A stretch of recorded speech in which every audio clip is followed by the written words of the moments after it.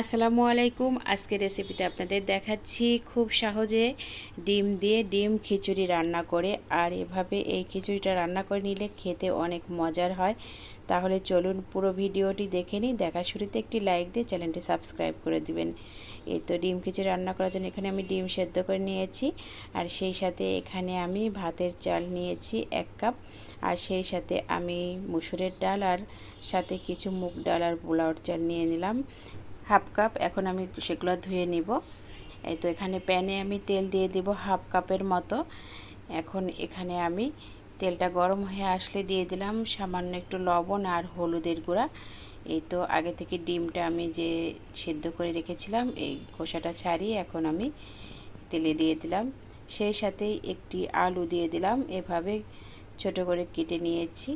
এখন আলু আর ডিম এভাবে আমি ভেজে নিব কিছুক্ষণ। এই তো আমার ভেজে নেওয়া হয়ে গেছে, এখন আমি তুলে নিচ্ছি।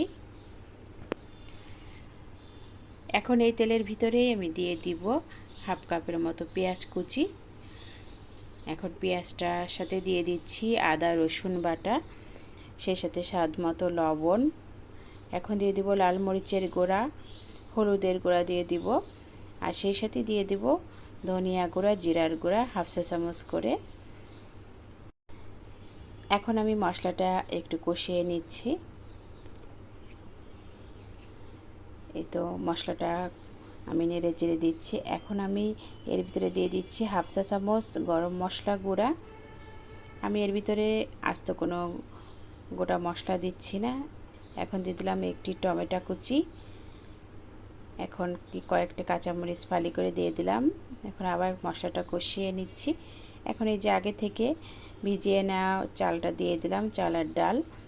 এখন আমি কিছুক্ষণ কষিয়ে নিচ্ছি। চালটা যখন কষানো হয়ে যাবে তখন এর ভিতরে আমি গরম পানি দিয়ে দিব 5 কাপের মতো।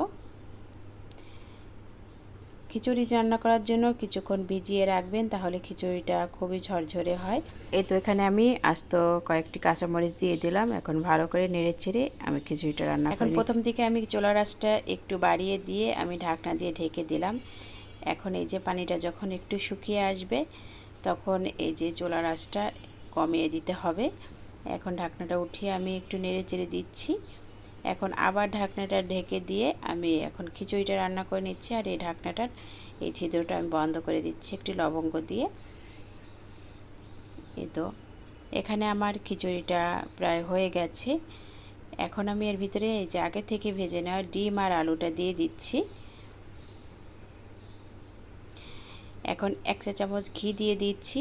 এখন এই যে ডিমের সাথে আলু, তারপরে এই কাঁচামরিচ দিয়ে দিলাম কয়েকটি। এখন একসাথে ভালো করে নেড়ে চেড়ে দিচ্ছি।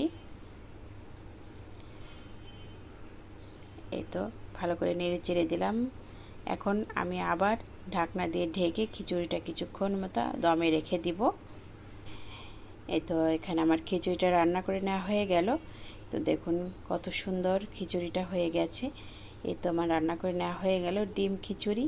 এভাবে আপনারা ঝটপট করে খুব সহজে এই মজাদার ডিম খিচুড়িটা রান্না করে নিতে পারেন। খেতে অনেক মজার। আশা করি রেসিপিটি আপনাদের সবার কাছেই খুবই ভালো লেগেছে। তো আজকে ভিডিওটি দেখার জন্য সবাইকে অনেক অনেক ধন্যবাদ। আল্লাহ হাফেজ।